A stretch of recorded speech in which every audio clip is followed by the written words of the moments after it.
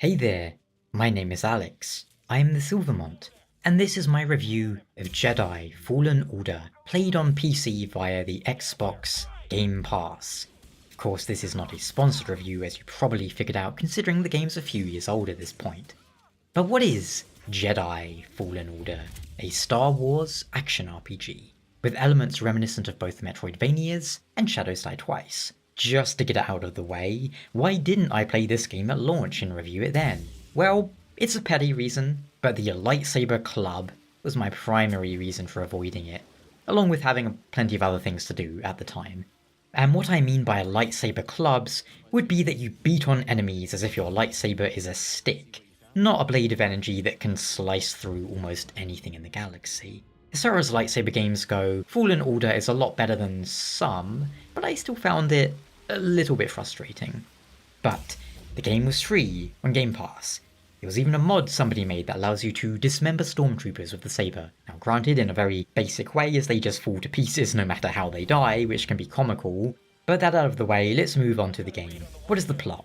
Well, you play as Cal Kestis, a survivor of the Jedi Purge. You are soon setting out on a mission to recover a holocron with a list of Force-sensitive younglings. The idea is to find them and protect them from falling into the hands of the Empire, and to potentially train the next generation of Jedi to rebuild the Fallen Order.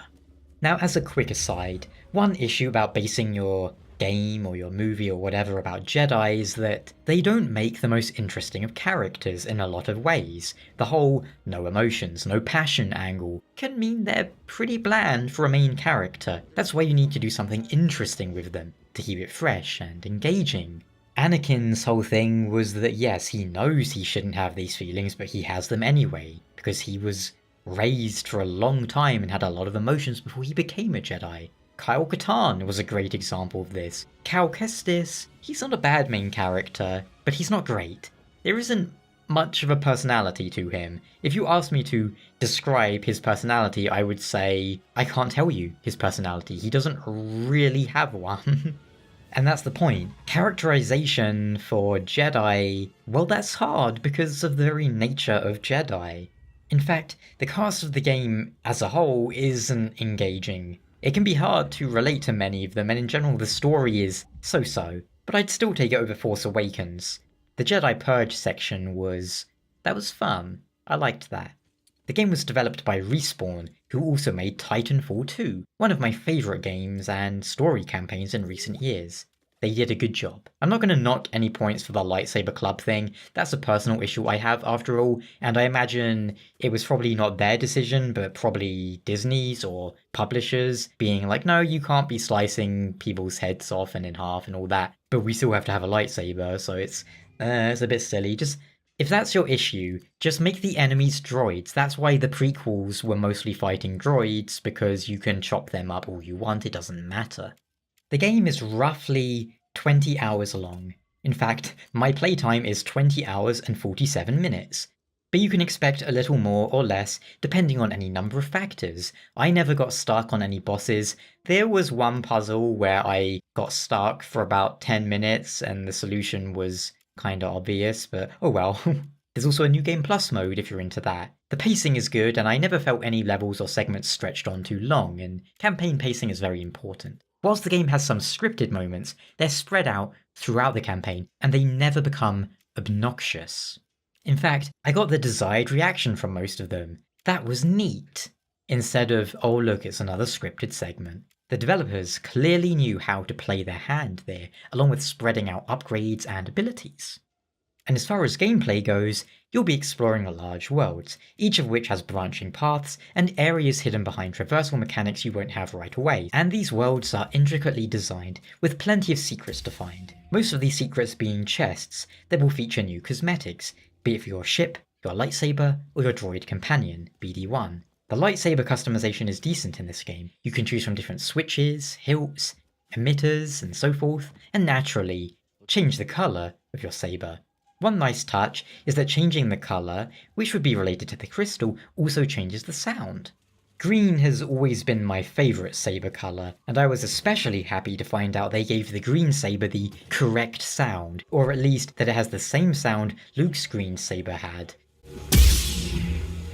It's not like the movies were very consistent, especially in the prequels and the sequels, but I always enjoyed that saber ignition sound the most, so that got a big thumbs up from me.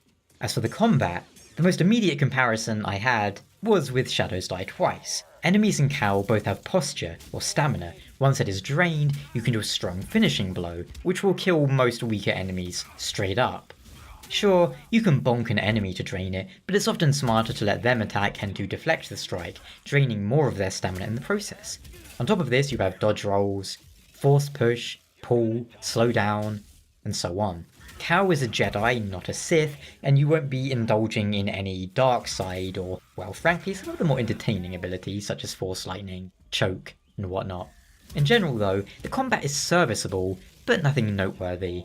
It's what I would call, technically, an entirely average combat system that is neither noticeably good nor bad. It's functional. But in the context of video games in 2021, it's a little above average, as honestly it's hard to find games with even a functional combat engine at times.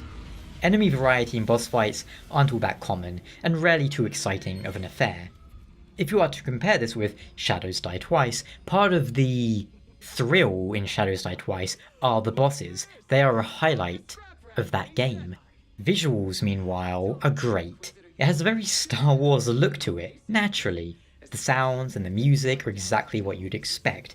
Great lighting, and it ran well enough on my machine, with the settings more or less maxed out at 1440p. Some of the dialogue at times definitely had an odd feeling to it, not quite coherent with what you would expect from Star Wars, but it was rarely jarring enough to break my immersion. The general plot felt weaker than I would have liked, as the premise was interesting but not explored as thoroughly as it might have been, and perhaps should have been. The characters never hit the high notes that they could have. Overall, I'd say the game is somewhere in the ballpark of a 7 out of 10. It was an enjoyable experience, but it never became exceptional. The story and gameplay were adequate, the presentation was fantastic. If you like Star Wars, it's worth a shot. If you enjoy the exploration aspects of Dark Souls or Metroid-vania games, it's also worth it for that. If there's a sequel, I'll give that a go, but I hope by that time, they can convince Disney to let the lightsaber do what it has every right to. G_saber realistic combat. I hope this review was useful or entertaining, and I'll catch you guys next time. Thanks so much for watching, and take care. And of course, if you want some other good Star Wars games, just play Jedi Knight and Jedi Academy. Ciao.